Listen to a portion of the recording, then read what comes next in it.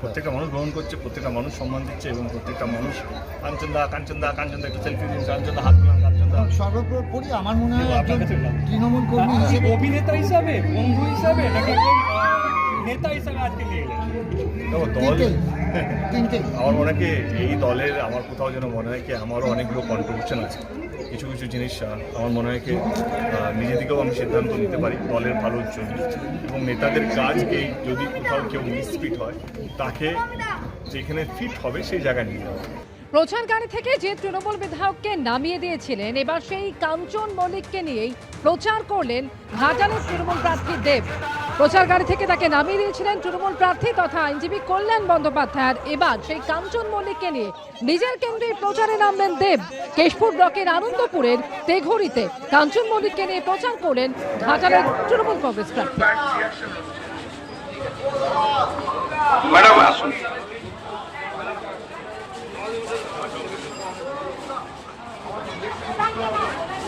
আমার ইলেকশনটা দরকার।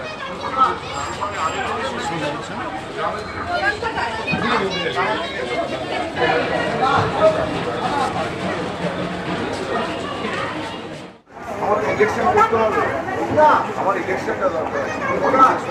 আগে এবং সাহা পাচ্ছ, প্রত্যেকটা মানুষ গ্রহণ করছে, প্রত্যেকটা মানুষ সম্মান দিচ্ছে এবং প্রত্যেকটা মানুষ কাঞ্চনদা কাঞ্চনদা কাঞ্চনদা একটু সেলফি দিন, কাঞ্চনদা হাত তোলান, কাঞ্চনদা। সর্বোপরি আমার মনে হয় একজন তৃণমূল কর্মী হিসেবে, অভিনেতা হিসাবে, বন্ধু হিসাবে, নাকি একজন নেতা হিসাবে আজকে নিয়ে গেলেন? দেখো দল, তিনটেই আমার মনে হয় কি এই দলের আমার কোথাও যেন মনে হয় কি আমারও অনেকগুলো কন্ট্রিবিউশন আছে। কিছু কিছু জিনিস আমার মনে হয় কি নিজে থেকেও আমি সিদ্ধান্ত নিতে পারি দলের ভালোর জন্য, এবং নেতাদের কাজকে যদি কোথাও কেউ মিসফিট হয় তাকে যেখানে ফিট হবে সেই জায়গায় নিয়ে যাওয়া। আমি যখন দেখলাম, টিভিতেই দেখলাম যখন এরকম একটা ঘটনা ঘটলো, আমার কোথাও যেন মনে হলো কি একটা লোক কোথাও মনে হচ্ছে কি সেখানে গেলে লোক কম হবে। আমার মনে হলো কি এটা যেইভাবে রিপ্রেজেন্ট করা হচ্ছে, যেইভাবে ঘটনাটা ঘটেছে, সেটা আমার ভালো লাগে না ব্যক্তিগতভাবে। বৃহৎ চেহারা যেরকম, এদের মনটা তার থেকে 10 গুণ বড়।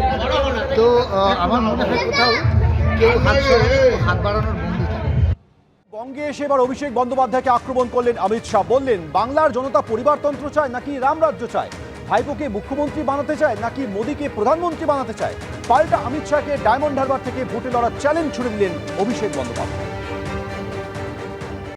ये चुनाव जो है वो तय करने का चुनाव है कि देश की जनता को, बंगाल की जनता को परिवारवाद राज चाहिए या राम राज्य चाहिए। मुझे बताओ, आप भतीजे को सीएम बनाना चाहते हो क्या?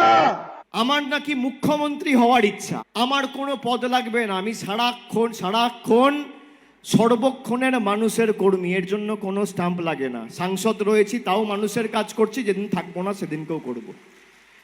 আমার পরিচয়, আমার সার্টিফিকেট আপনার থেকে নিতে হবে না। লোকসভা নির্বাচন, প্রধানমন্ত্রী বাছাইয়ের নির্বাচন, কিন্তু তার প্রচারে এসে মুখ্যমন্ত্রিত্ব নিয়ে সরাসরি অভিষেক বন্দ্যোপাধ্যায়কে নিশানা করলেন অমিত শাহ। 24-এর ভোট প্রচারে এই প্রথম অমিত শাহ মুখে উঠে এলো সেই ভাইপো শব্দবন্ধ। जोर से बोलो, भतीजे को सीएम बनाना चाहते हैं क्या?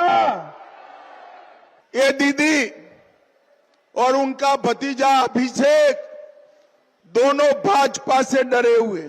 ममता दीदी, जितना संतरास करना हो वो कर लो, आपका और भतीजे का विदाई अब सुनिश्चित है, आपको जाना है, तय कर दिया है।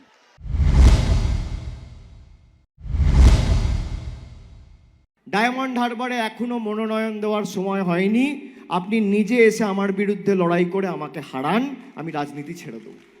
আপনি আমাকে বলছেন যে তৃণমূল কংগ্রেস অভিষেক ব্যানার্জিকে মুখ্যমন্ত্রী বানাতে চায়, মমতা ব্যানার্জি বানাতে চায়। আপনি নিজের মনের সুপ্ত বাসনা বলছেন, আপনি আপনার ছেলেকে বিসিসিআই এর প্রেসিডেন্ট বানাতে চান। লোকসভা নির্বাচন, এটা বিধানসভা নির্বাচন নয়। বাংলার বুকে এখন মমতা বন্দ্যোপাধ্যায় মুখ্যমন্ত্রী আছেন, আরও দীর্ঘদিন মুখ্যমন্ত্রী থাকবেন এবং তারপর অভিষেক বন্দ্যোপাধ্যায় মুখ্যমন্ত্রী হবেন, বাংলার মানুষের রায় নিয়ে হবেন। অমিত শাহের মুখে পরিবারতন্ত্র কথাটা শোভা পায় না। যারা অধিকারী প্রাইভেট লিমিটেড, বাবা, দাদা, ভাই, আরেক ভাই সহ বাই 1 গেট 3 ফ্রি প্যাকেজে যারা নেয়, তাদের মুখে পরিবারবাদ কথাটা শোভা পায় না। 1 জুন শেষ দফায় ডায়মন্ড হারবার কেন্দ্রে ভোট গ্রহণ। শিবাশিস মৌলিক, কৃষ্ণেন্দু অধিকারী ও মৈত্র ঠাকুর চক্রবর্তীর রিপোর্ট, এবিপি আনন্দ।